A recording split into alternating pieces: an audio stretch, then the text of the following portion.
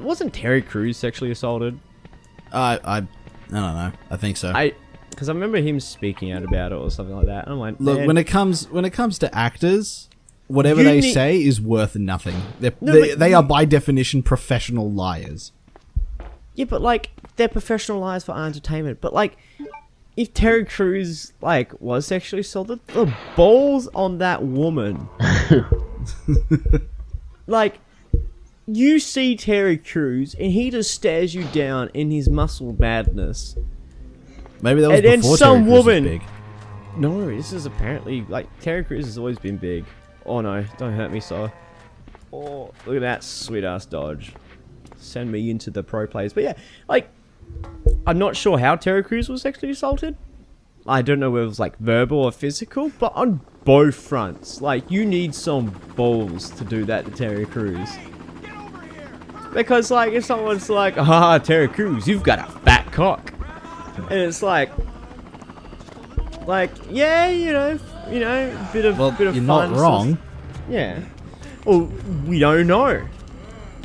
Do we really know if Terry Crews has a fat cock? I don't know if Terry Crews is watching this. Please leave it. Yeah. Drop it in the comments section below. Do you have a fat cock? It's for scientific reasons, I assure you. Yeah, because I'm sure Terry Crews is just straight up. Oh yeah, fucking let's just check out the Resident Evil 2 playthroughs as of late. Didn't Terry Crews start getting to with his son to Let's Plays and stuff like that? Yeah, I believe so. Because I'm pretty sure he built a computer with the help of the internet, and everyone was like losing their fucking minds because it's Terry Crews getting into gaming. And then he just happened to ruin all faith by starring in that Abomination Crackdown 3. Oh yeah, Crackdown 3. Yeah. I do not understand, looking at the end result of Crackdown 3, I do not understand why it was delayed so often. Was it in that much of an unplayable state for numerous amounts of years that it had to be delayed? I mean, I guess. Because it wasn't for them to work on the graphical fidelity, it wasn't them to work on gameplay, because from what I hear, all that is shit. It's something about, hey, look, fucking, how's about, just fixing the game, maybe? Oh, I don't know what I'm doing here. How about launching a game in a playable state? That might be... Well, the game was a playable state. It's just... One, not what people pay for. Completely downgraded from what the original Crackdowns were. Because, was it Crobe Cat or whatever his name? Did a video comparison between Crackdown 3 and Crackdown 1. And Crackdown 1 has significantly more features than Crackdown 3. Oh. I gotta reload. Yeah, but at the same time, in what other industry is it acceptable to ship a broken product and you will have people vehemently defend it as the next best thing since sliced bread? What, Crackdown? No, video games in general. Anthem launched as a fucking disgusting piece of shit, and it still is. And people are, without any fucking hint of irony, saying that it is the greatest game ever made. It is an unfinished, broken, buggy mess that people paid over $100 for. And they're like, yeah, no, this is fine. This is 100% acceptable. Yeah, but at the same time, I think that's also them playing for the team, in the sense I'm a big BioWare fan. I love BioWare and all BioWare puts out. And then because the last 3 games BioWare put out were absolute fucking gems, weren't they? Well, I know the last 2 games is Anthem and... The last 3 games, not counting Anthem, Mass Effect Andromeda, Dragon Age Inquisition, and Mass Effect 3. Mass Effect 3 is good. Mass Effect 3 was good after they patched the fucking ending. Well, that ending, I'm pretty sure you could... So, Kenny, what color did you explode the galaxy? I can't remember. All I know is I got the patched ending. Yeah, well, I got the fucking initial ending, and I exploded the galaxy red. Because I thought I was exploding it blue. Yeah, that's the one thing I didn't seem to grasp the idea of. It's like, hey, look, yeah, the conclusion to this massive game that we've been building up since fucking early 2000s. What's that, like a whole decade? I think longer, actually. Yeah, longer, about a whole decade, if not longer. The massive build-up was just a fucking 1, 2, 3 choice. But yeah, I got the ending, which I had to work a lot for, which required the DLCs, because you had to get like a whole bunch of some sort of like acquisition points or something to fight against the Reapers, and if you got over a certain amount, then you got like the actual true ending, quote unquote. Yeah. All I remember was you could explode the galaxy red, you could explode it blue, or if you worked a little bit harder, you could explode it green. That's crazy, man. By the way, I was listening to a podcast the other day, and at the end of the podcast, they basically read fan emails, etc., etc. And one guy, in one of the emails, the guy was trying to explain that his friend believes that letting the Reapers take over was the morally right choice.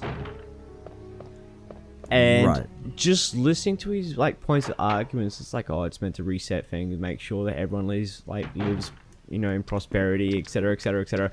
And just listening to the absolute bullshit of like, yeah, the morally correct choice to this situation is let the Reapers do what they've been doing every 500,000 years, etc., etc. I'm like, what the fuck? Like, I've spent the entire 3 games fighting against these things. Why would I just all of a sudden be like, you know what? Let them. Let them. I'm fucking calling it quits, guys. I did not come this far. Retiring before the final battle. I did not come this far to only come this far. Like, yeah. I'm not just going to let the Reapers win. Fuck them. I don't care if we have to live in suffering. I at least want some form of victory. And that's killing the fucking Reapers. That's like the literal equivalent of getting to the end of Dark Souls, and before you fight Gwyn, or the Lord Cinder, you're just like, nah, I think I might just go hollow. No, the more acceptable comparison is getting to the end of Bloodborne and just letting the accepting. Yeah, accepting just, yeah, okay, put me back to sleep. I'll wake up. It is. Yeah, I'll wake up. Waking up. That's cool. It's like, what the fuck are you doing? Oh yeah, here's Mr. X's introduction. The actual mass-produced one. Since they've got a helicopter with 6 of them just lying around. Yeah. Well, in the game of Resident Evil Rock, Paper, Scissors, as we've already had this discussion, Mr. X comes in 6-packs. Yeah. They don't sell them as single cans. Well, yeah, but I'm saying, like, in the game of Resident Evil Rock, Paper, Scissors, Leon beats Birkin, Birkin beats X, X beats Leon. Ooh, fucking, we're about to find out the easy/hard way that Leon beats X and Birkin. Alright. I also forgot I should probably equip my pistol for this. But here's my boy! Oh, I made him stumble just before he crossed the corner, so the music didn't kick in time, or kick in properly. Oof. Come on. Oh, he's gonna smack me. He's gonna smack me. Oh, fuck, he's just walking real slow now. Okay, no, shotgun. Fuck off! He's gonna hit me. Yeah. Oh, just in time. Getting bitch slapped by a giant. A giant man, nonetheless.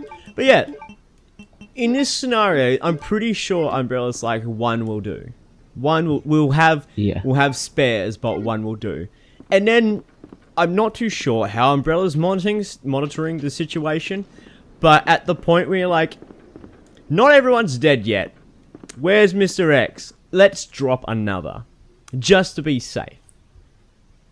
like, if I was Umbrella and I was carrying around a fucking 6-pack of Mr. X, I'd drop 2. You cannot, you know, in this situation, you cannot, like... Have enough Mr. X's. You cannot have enough Mr. X's. You just do not have the liberty to fuck around. Come on. Just fucking drop the whole 6-pack. Why not?